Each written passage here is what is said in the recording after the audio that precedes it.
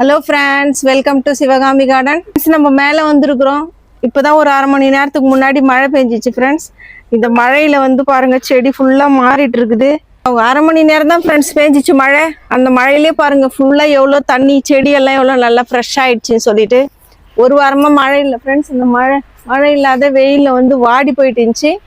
இப்போ இந்த மறுபடியும் இந்த அரை மணி நேரம் மழையில நம்ம செடிகள்லாம் ஒரு புது உயிர் கிடைச்ச மாதிரி இருக்குது. பாருங்க, நம்ம கொய்யாக்காய் மரமும் எவ்வளோ நல்லா இருக்குதுன்னு சொல்லிட்டு எப்பவுமே டெய்லி வந்து நம்ம ஃபர்ஸ்ட் பார்க்குற இது வந்து இந்த கொய்யாக்காவை தான் பார்ப்போம். இந்த பாருங்க நம்ம கொய்யாக்காய் எப்படி இருக்குதுன்னு சொல்லிட்டு பாருங்க. அவரைக்காய் செடியில வந்து நம்ம மண் கலவையெல்லாம் மாற்றி வச்சோம் தொட்டில. இப்போ அவரைக்காய் செடி பாருங்க எவ்வளோ சூப்பராக இருக்குதுன்னு சொல்லிட்டு இது பாதி வந்து மஞ்சளாயிட்டு இருந்துச்சு இலையெல்லாம். இப்போ வந்து பச்சை பசுமையாக நல்லா இருக்குது.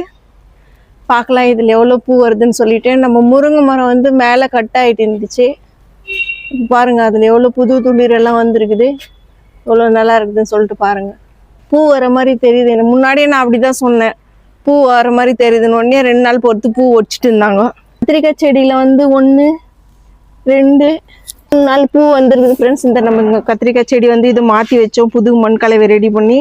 கத்திரிக்காய் செடியும் நல்லா இருக்குது. இது வந்து நம்ம மஞ்சள் பாருங்க ஃப்ரெண்ட்ஸ், எல்லாமே நல்லா இருக்குது.